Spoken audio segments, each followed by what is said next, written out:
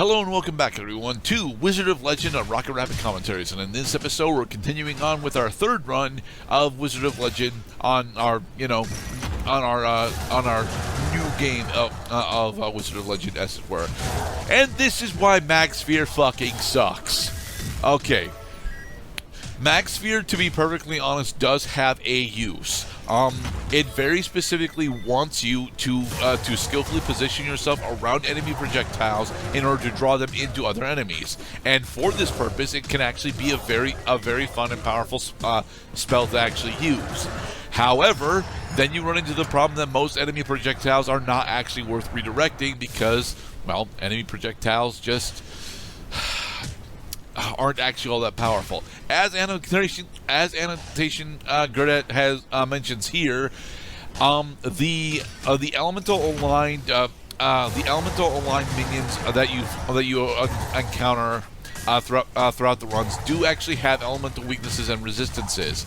And figuring out what you want your build to be and what spells you want to use can usually determine how easy these fights are going to be. However, a majority of the runs that Gerda ends up doing end up being themed around a specific element. So I usually just have to brute force my way through instead of, planning for anything.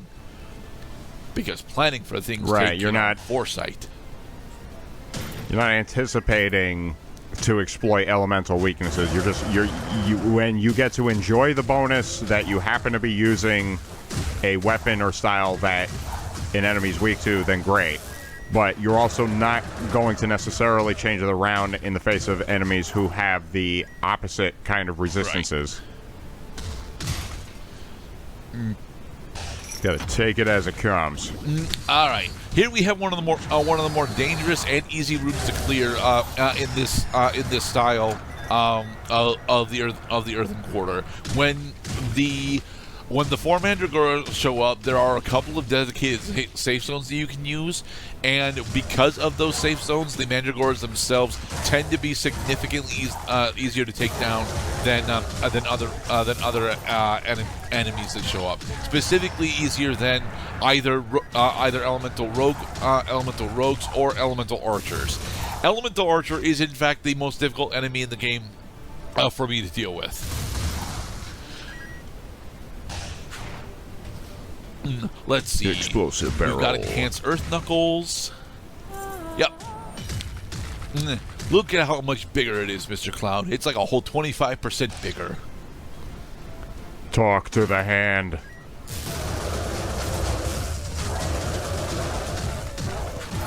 I really wish that Magsphere was more useful, to be perfectly honest.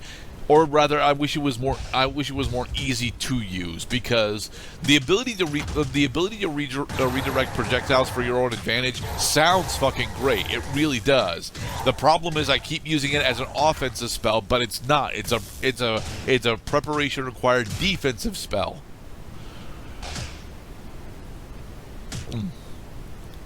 Which of the magic portals will you take, young wizard? Well, we're not taking any of them because right now we're just trying to finish out the rest of the map, and then we will go end this area, like so.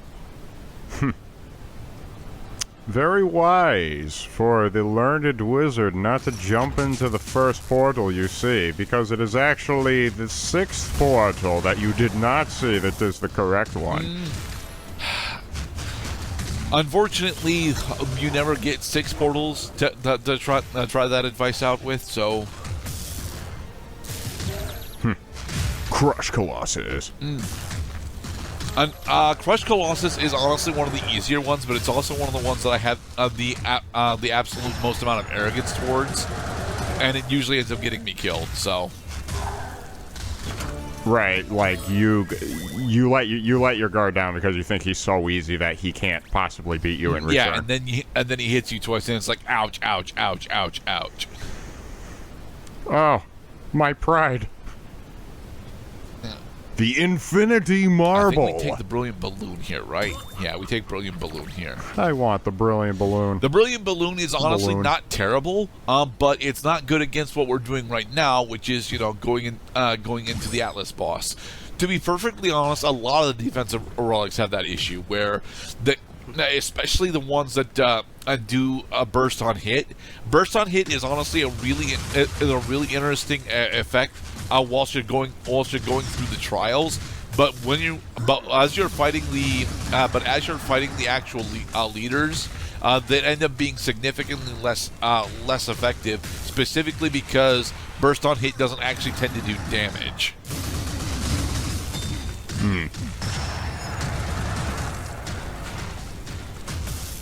Really refreshing that all of the boss enemies and enemies in general in this game are all designed around like this binary modality of am I attacking or am I open for damage? Because you can hit bosses at any time, with some exceptions, I'm sure. Except that you usually want to try attacking the bosses when they're not attacking in return. Oh look, Aqua Beam, an immediate replacement for Magsphere. Ahem. Behold Aqua Beam. Squirtle, use Bubble Beam, little Squirtle.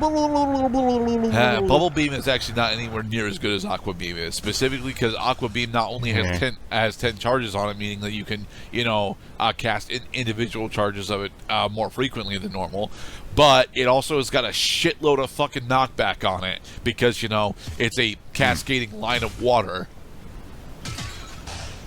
So probably closer to Hydro Pump than Bubble Beam. Much closer to Hydro Pump. And you fell into a pit. Well, rather, we technically got knocked into a pit, but yeah. But we can all push enemies into pits because of Aqua Beam. Haha. Nice. No, we're not trying to kill them. We're just trying to deter them. Knocking them into a pit does kill them, so. It's incidental. I will say that Aqua Beam doesn't actually do all that much damage, but it doesn't need to if you're using it correctly. To be perfectly honest, a lot of the water spells end up feeling like that, where although they might not do all that much damage, they have enough utility to benefit you regardless of the damage that they're not doing. Right, like, for example, does the magic attack have the property of knocks enemy away? Because I reckon not every attack does that perfectly well to the same capacity. There are a lot of magic attacks that actually lock enemies in place, specifically in the earth pool. And to be perfectly honest, there are good reasons to lock enemies in place, but they end up being less effective for me because that's not usually how I end up playing. But of course, you also have enemies that are just immune to being knocked into pits because they're hovering. So.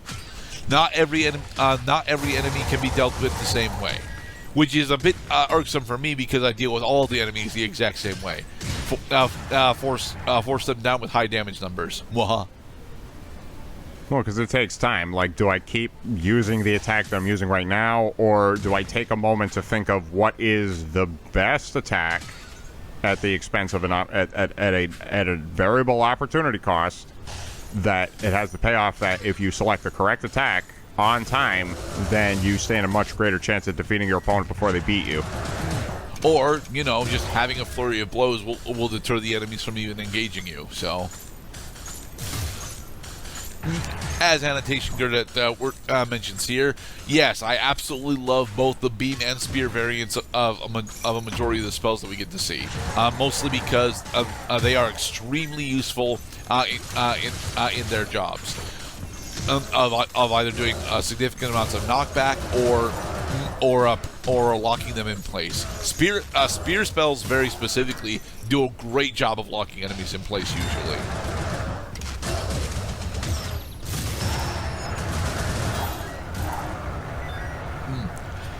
All right, we are more than halfway through this particular floor.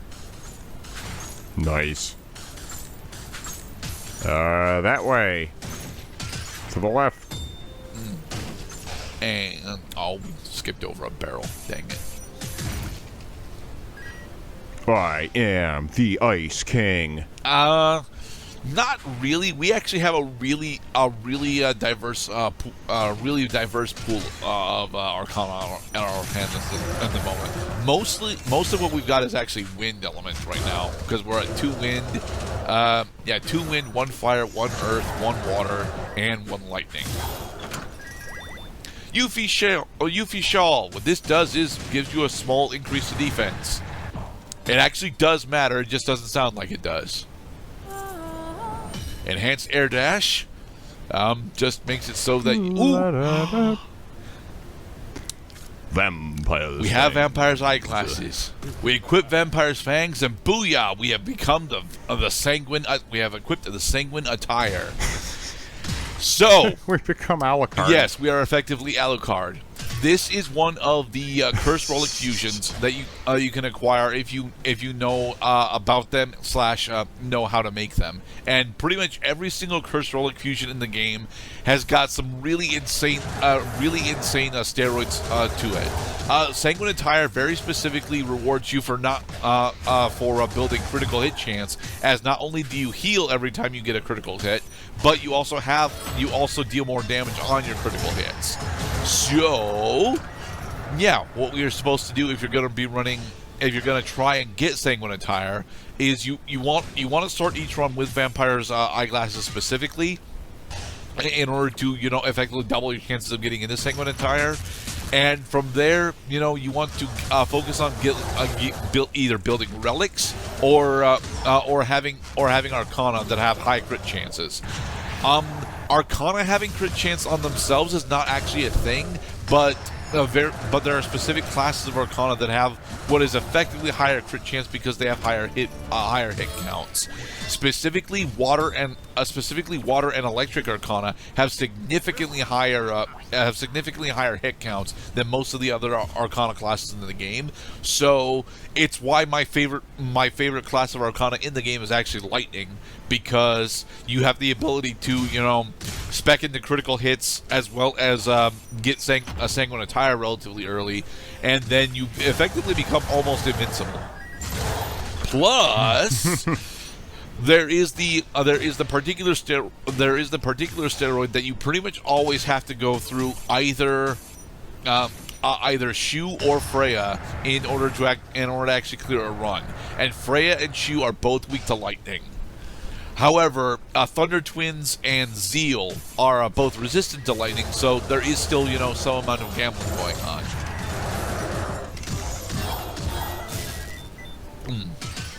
Effective, but not useful in all situations. I mean, I think the Sanguine Attire is useful in all situations because you get increased critical hit chance and you heal when you actually do critical hits. And I think that's the antiquated tabby. That's not the critical hit multiplier. I think the critical hit multiplier is the Assassin's Dagger, but the antiquated tabby is actually a really good defensive one because you have, I think it's between the 8 and 10% chance of just triggering evade when you take damage, and triggering evade, makes it so you don't actually take that damage. It's very nice. Yeah, that heal property on the Sanguine Attire is noticeably effective because you almost broke even on that fight. And this fight can go on forever. Thankfully, no, because eventually one of us is going to run out of HP, either them or me. Hopefully, it's them. Yeah, because the enemies, thankfully, usually do not have healing properties themselves. Yeah, the only enemy that I know for certain that does have healing properties is the Counter Rogue, and in order to actually go through a healing, they have to be not attacking you. So, in the name of God, impure souls of the living and the dead shall be banished into eternal damnation. Amen.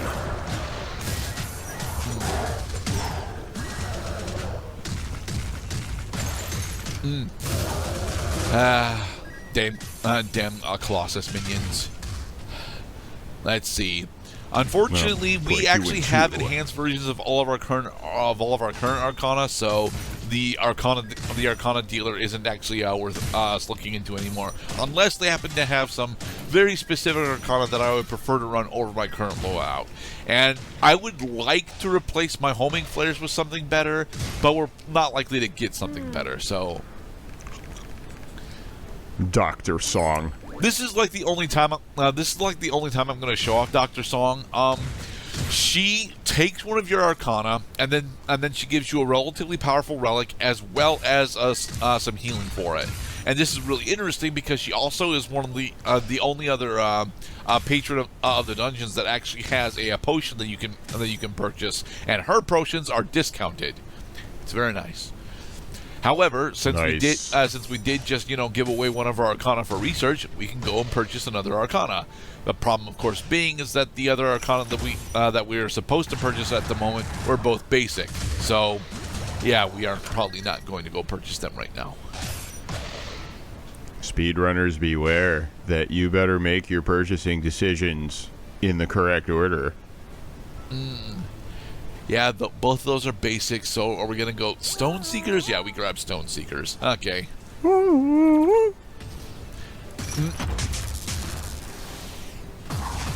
The Burst Mage. Now, Burst Mage is one that I always have problems figuring out how to fight mechanically, because the bonuses that the Burst Mage actually has, are very confusing for me, because the projectiles that they throw out you can actually interact with a good portion of Arcana, but I can never remember what type of Arcana can actually break them. But we did manage to take down the Burst Mage, and we got Greased Boots. Greased Boots enhances your dash Arcana as well as give you, I think, a third dash alongside it. It is a relatively powerful movement relic. Hey, Freya. It's too late to be getting cold feet. As Annotations Gerdat mentions here, most of Freya's attacks actually have really good telegraphs on them, even as late as segment 2. However, there are some attacks that are still really difficult for me specifically to dodge. Specifically, the crawling blizzard. I have the ability to dodge almost everything else that she's got relatively easily, but Crawling Blizzard is one that I always end up screwing up. Arrows of Icy Truth. Talk about a cold reception. There we go. Double Aqua Beam, and now that she's stunned from her own attacks, finish her off. All right, and with Freya down, we will continue on to segment 3 of our third run. Be safe, everybody. Booyah! Shock Nova! One of my favorite electrical spells in the game. Be safe, everybody.